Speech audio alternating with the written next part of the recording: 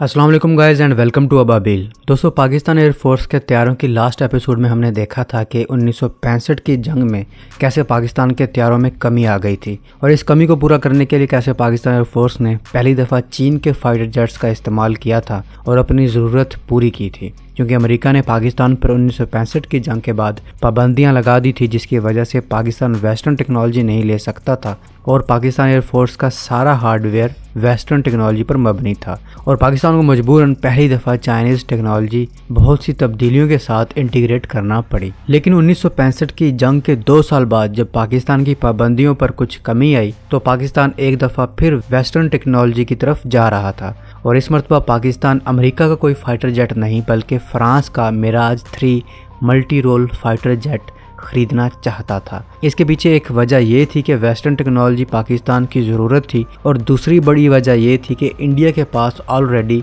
MiG-21 जैसा ज़बरदस्त fighter jet मौजूद था, जो कि जंग के 1 साल पहले ही बड़ी तादाद में इंडिया ने ख़रीद लिए थे और जंग के बाद इंडिया ने बरतानिया का हाकर हंटर और सोवियत यूनियन का सखोई Su-7 भी खरीद लिया था, जिसके मुकाबले में हमारे पास पुराने सैबर और नए F-6 तैयारे थे जो कि MiG-19 की कॉपी था, जबकि इंडिया के पास हमसे बेहतरीन फाइटर जेट्स थे। इंडिया ने 1966 में 50 हाकर हंटर F-56 तैयारे खरीदे थे।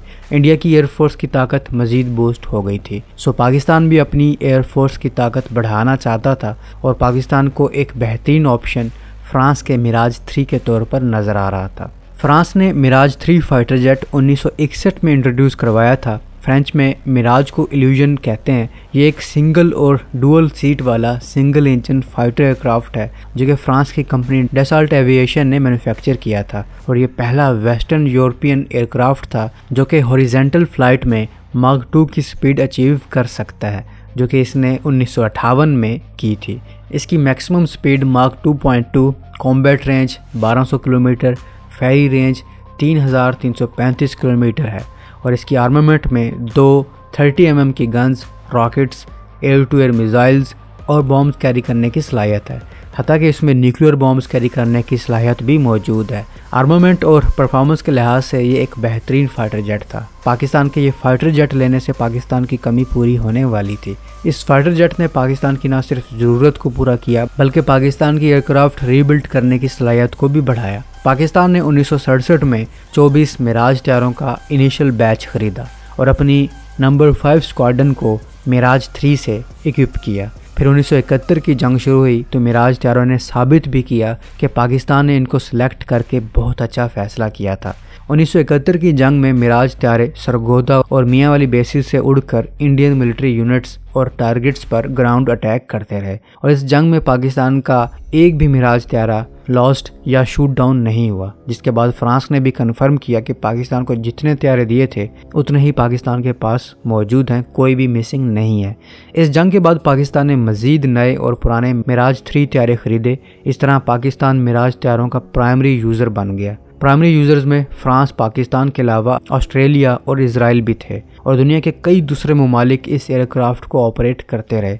लेकिन पाकिस्तान को ये तैयारा इतना पसंद आया कि पाकिस्तान आज भी इसे इस्तेमाल कर रहा है। पाकिस्तान वो वाहिद मुल्क है जिसके पास मिराज 3 तैयारे आज भी ऑपरेशनल है, जबकि बाकी तमाम ममालिक ने इसे रिटायर कर दिया है। पाकिस्तान के पास मौजूद मिराज 3 तैयारे 60s वाले मिराज फाइटर जेट नहीं है, ये इनसे कई गुना ज़्यादा ख़तरनाक हैं और इसीलिए सर्विस में भी इस वक्त मौजूद हैं कि ये लड़ने की पूरी सलाहियत रखते हैं। पाकिस्तान ने इस फाइटर जेट को काफ़ी मॉडर्नाइज़ किया, इसको अपग्रेड किया, इतना कि ये आज के फाइटर जेट से लड़ सके और इस काबिल पाकिस्तान एयरफोर्स अमरीकी पाबंदियों की वजह से हुई। 90s में अमेरिका ने पाकिस्तान के एटमी प्रोग्राम की वजह से पाकिस्तान पर पाबंदियां लगा दी, जिसकी वजह से फ्रांस ने भी पाकिस्तान को मिराज तैयारों के स्पेयर पार्ट्स देना बंद कर दिए, जिसके फौरी हल के तौर पर पाकिस्तान ने ऑस्ट्रेलिया से 50 रिटायर्ड मिराज सस्ते दामों खरीदे और इनके स्पेयर पार्ट्स यूज़ किए।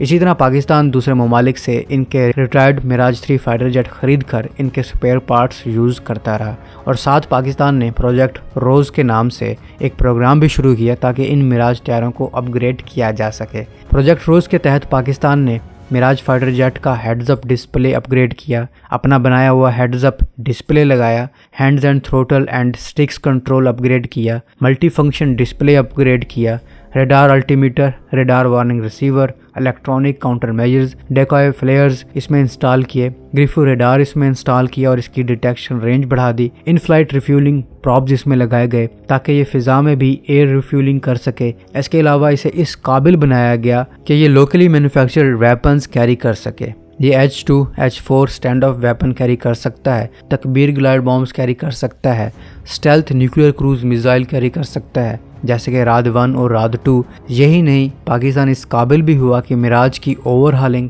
और मेंटेनेंस वगैरह खुद कर सके। इसके लिए पाकिस्तान ने मिराज रीबिल्ड फैक्ट्री कायम की जिसकी मदद से पाकिस्तान मिराज की लाइफ बढ़ाने में कामयाब हुआ और पाकिस्तान एयरफोर्स ने इस तरह बिलियंस ऑफ डॉलर्स की बचत की। ये फैक्ट्री पैटेंट वेक्टनी का F100 टर्बोफैन इंजन भी ओवरहाल करने के काबिल है जो कि F-16 फाइटर जेट में भी यूज होता है। तकरीबन दुनिया के 11 ममालिक ने मिराज 3 को खरीदा।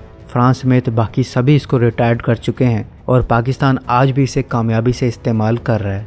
पाकिस्तान ने टोटल 135 मिराज 3 तैयारे खरीदे थे जिनमें से कुछ JF-17 से रिप्लेस कर दिए गए, कुछ J-10 से रिप्लेस कर दिए गए और अब पाकिस्तान के पास 87 मिराज 3 मौजूद हैं जो कि मुस्तकबिल में J-10 और थंडर से रिप्लेस कर दिए जाएंगे। तो अब तक के लिए इतना ही, मिलता हूँ एक नई वीडियो के साथ। तब तक के लिए अपने होस्ट बिलाल को इजाज़त दीजिए। अल्लाह हाफिज़।